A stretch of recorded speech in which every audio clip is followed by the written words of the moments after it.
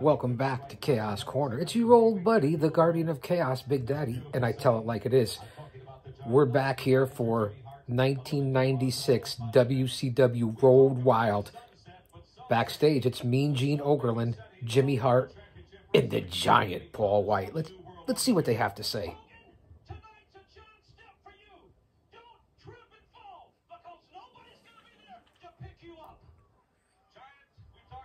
The Big Show. Look at him in 96.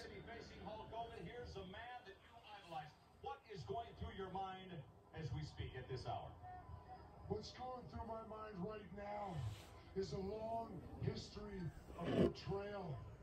When I was a kid, I was by far the biggest Hulk Hogan fan in the world.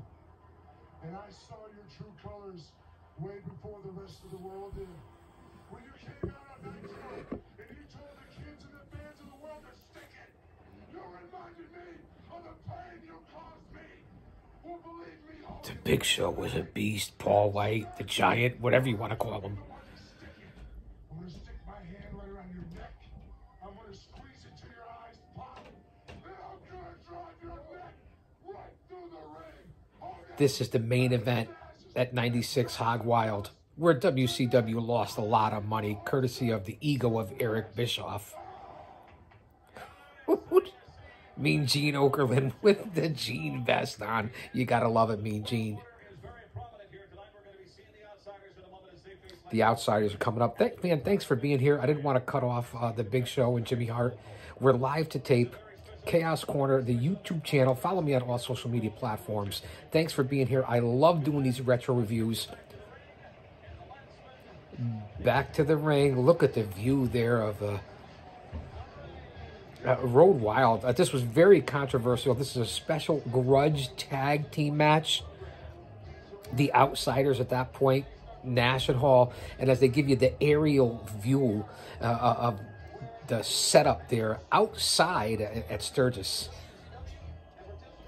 5,000 they're saying, but go back and listen to Shivani and Bischoff and even the Podfather, I guess, Conrad Thompson, and what they talk about, everything that happened behind the scenes here with different talent and different personalities here on the Hog Wild pay-per-view in 96, which they had to change to Road Wild. And here comes Kevin Nash in all red and Hall in the black and red, doing the little spooky fingers. Nash with the double hook horns. You know, the Outsiders. Rest in peace, Scott Hall. Just recently, we lost Scott Hall less than a week ago. Too Sweet, NWO. This is where a lot of it started, which made the Attitude Era, D-Generation X, whatever you want to call it. That's my opinion in the WWE. WCW was ahead of the curve. Look at the sunset over the mountains there in the foothills. The Black Hills, whatever they call it out there in Sturgis. This was a free show for all the fans that were there. WCW spent all that money, and this was the beginning of the end of the finances in the middle of the Monday Night Wars. This was on a Saturday as opposed to a Sunday. Didn't make any money from it. Spent all that money getting everybody out there.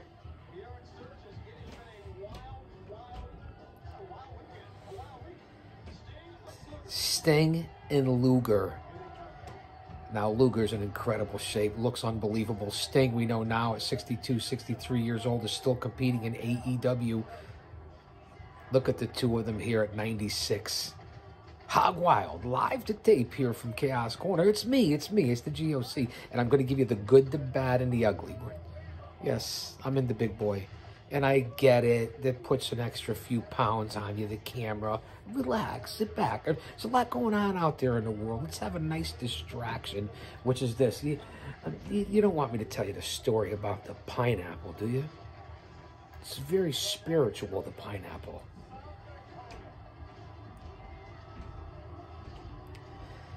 Sting has a headband on. I don't know if it's a tie, American headband. All the fireworks are going off there at Sturgis. It's nighttime now here at Hog Wild. Remember, it started in the daytime.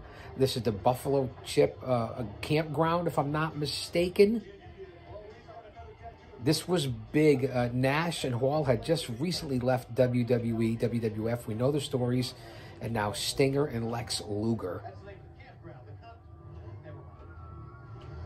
referee Nick Patrick, again in the booth, an inebriated Bobby Heenan, if you listen to all the stories, and I could hear it for myself, looking back on it then and now hearing it again. A Dusty Rhodes and a young Tony Schiavone. Listen to all the bikes in the background. I don't know if you could hear it.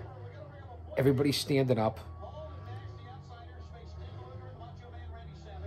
This is going to be a hell of a bout. I remember it like yesterday. I did enjoy this pay-per-view. And then to knowing all the different things that came out of this pay-per-view by listening to everyone. Listen to all the bikes in the background. And people were saying it was a racial thing and they did it just for Harlem Heat and that's the thing. And they want to make all this bullshit out of it. They're doing it here for the Outsiders and Sting and Luger. It's the same thing. Yes, it started with the Harlem Heat. But do we always got to make it about race? Really? Not here on my channel. Get the fuck off. Doing it for the same people. Come on, you can read into whatever you want to read into it if you look for it hard enough, right? Not here for that BS. We got enough going on in the world. Read the Bible. It's all laid out for you right there if you want to know the true story. That's why I'm here, for a distraction for all of us. Grab a cup of coffee, man. Luger has the bigger Scott Hall backed up into the corner. Give the strength advantage to Luger and the size to Scott Hall. Scott Hall was a big man and a strong man. Remember when it was AWA and he looked like Magnum PI? I hear a lot of people talking about Scott Hall since he's passed. And, you know, they learned about him when they were in high school or when they were young boys and things like that. Here in 96, when Scott Hall is the bad guy and it's the New World Order and it's the Outsiders, you know, and then Hogan comes on later on here in 96. At that point, I'm what, 33 years old, if my math is correctly. So I was already in the business, had a taste of the business, respected and admired these guys, but was not influenced to where like other people saying, oh, it's their childhood icon and this and that. I get it. I don't idol worship. I respect, admire, but I don't idol worship. Sting with the full head of hair parted to the side, not spiked. He's got the different red and yellow paint here in 96 on his face. And again, Hall and Nash in the traditional red and black. Hall with the double with the all red. I mean Nash, not Hall. Nash. Hall's just got just the trunks on. And it's Hall and Luger right now. And Sting, definitely not as big as he was earlier in his career. He's still in great shape. Luger's always in tremendous shape. Locking up. Hall taking over on Luger now. Beautiful foothills in the background. Big Beal toss by Luger. Hall was up there a good 6 feet. Now, Luger wasn't the greatest of workers. Knee lift. And it picks up Hall like he's nothing. And Hall's a big man. What 6'5", 280? And look at Luger giving the most muscular pose. Again, no one to be trifled with as far as the way he looks. I remember seeing him in his debut in the 80s and one of some of his earlier matches when I was in my early 20s, seeing him against Ed the Bull Gantner down in Florida Championship Wrestling, or that legendary steel cage against Bruiser Brody. You know, go back a long way with Luger and his history because of I Am the Old Man brand, the over 50 demo god. And here comes Diesel, a.k.a. Big Daddy Cool, which we worked for the same company, represented the same company. Big Daddy Cool, Guardian of Chaos, Big Daddy. You've seen the memorabilia. It doesn't really matter now. Had a chance to be on two events. I think it was 2 different events with Nash. Got a chance to pick his brain and talk to him. Very cool, very down to earth. I was in the company of Sting and Lex Luger back in the late 80s in WCW, NWA. Milling around in the locker room, but staying out of the way, certainly not bothering anyone. So I didn't have a chance to pick their brain. And look at that. Nash just spat in the face of the Stinger. The one person I don't believe I ever had a chance to encounter was Scott Hall. And he was been all around the Northeast, Tri-State, New England area for indies. I just don't think I was ever in Scott's company. The Nash, for sure. Sting and Luger, yes. Years ago. around this time, a little earlier. That's the connection you get. Reality TV, one man, unscripted, and then, of course, Nash lays out the stinger. One man, no commercials, no editing, nobody paying money, nobody doing any of that, not asking for anything. You see what you see is what you get. Reality, unscripted, critical thinking, putting it all together, having your own thoughts, listening to other people, but enjoying it and putting out a product. A stress reliever. Sting's trying to pick up Nash. How about Stinger in today's days? 2020, this is 96, we're in 2022, and he's 62 or 63, and still out there with Darby Allin doing big things in AEW Dynamite. And the Stinger here taking over on Big Sexy. Kevin Nash, the Outsiders here. I admit, back in the 90s, when I was in my 30s, I was a big fan of the Outsiders in the NWA, the early days. Stinger picks up Nash like nothing, big body slam in the middle of the Hog Wild insignia. And it gives him most muscular his own, and then bang, there's one for a good shot, and it jibbed to Scott Hall. The Outsiders were on their game. This is when we were going into the Monday Night Wars. This is when they were drawing 4, 5, 6 million people on national TV. You'd never get that now. You just won't get it. What do you get? 1 million people, 1.5 million, 2.5 million, and people get a boner if they get that. AEW gets over 1 million. Everyone's got a hard on. WWE gets over 2 million. That's nothing compared to back what was going on here in the WWF, WCW, the Monday Night Wars before they took the F out and all that. It was no better time, and I wasn't a kid. I wasn't in high school. I was a grown man in the industry living through this on the independents, hoping to perhaps get there as a manager, but seeing a lot of guys who are still working to this day. So just imagine what people would say from WrestleNomics to Alvarez to Meltzer to everyone. And I know what they said back then. Could you imagine what they would say now if Raw or SmackDown or Dynamite or any of these shows on USA, Fox, TNT, TBS were drawn even just 3 million people, 3.5, but imagine 4 and 5 and 6 million numbers and crushing it when everybody was into this fucking business back then during this time. Think about that. This led to the Attitude Era and the response from Vince that got you The Rock, Stone Cold, DX, and everything else that came along with it, including, you know, a stronger Undertaker and everybody else on the roster. That's just the facts. I lived it. I know. I wasn't a kid. You know, again, I say it all the time, over 50 years in the business as a fan, a Smark, a Mark, a Jabroni, whatever you want to call it, and then over 30 years, 3 decades being involved in the business, student research of the game, the things that I've been taught and learned and listened from other people. We'll do a show on that alone, and I'll just give you the people's minds that I've picked. So stay tuned for all this. We're in the middle of 96 Hog Wild WCW at Sturgis Bike Week. We got the Outsiders of Nash and Hall against Sting and Luger. A special grudge match. Nothing is on the line. We just came off the U.S. title match between Ric Flair with a woman and Elizabeth against Machismo Eddie Guerrero. A great match.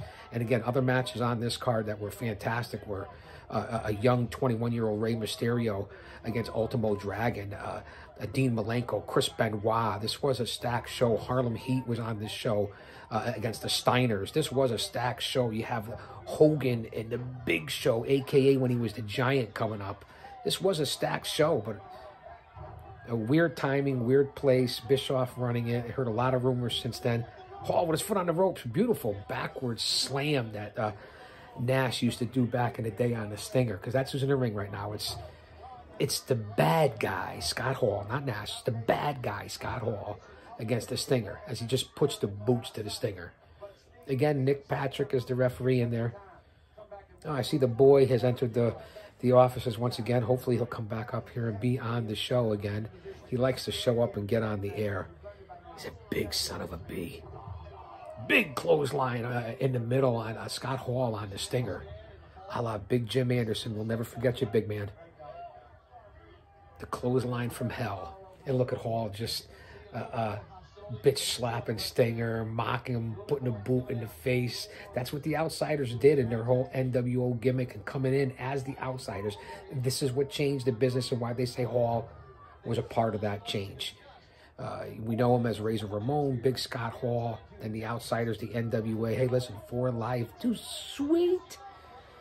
I have my memorabilia guard from 20 years ago on this. Again, I had limos with some of the guys and got to hang out with some of the New World Order guys, but I don't think it was Scott Hall. These were at Springfield Coliseum, Springfield Civic Center when they came to town, maybe Holyoke, Hartford.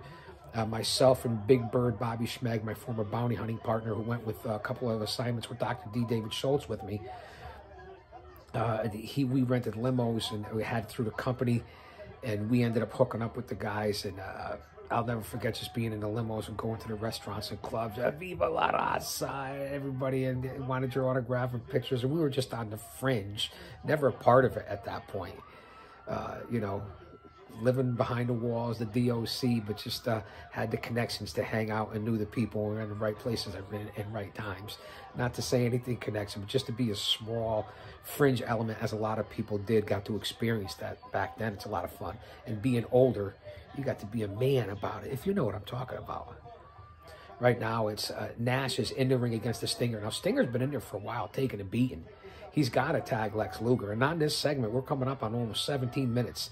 The Outsiders at HOG Wild 96 against Sting and Lex Luger.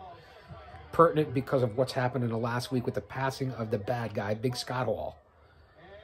And look at the skies out there in South Dakota. Misses with the clothesline, Nash. Stinger and Nash go noggin knocker, and then Stinger falls face first into the groin, into the cojones of Kevin Nash. Now, this is his opportunity to tag Luger. Nash is out. Hall's trying to get in for the tag, leaning over the ropes. Patrick is counting 2, 3. Luger has to get it in tag.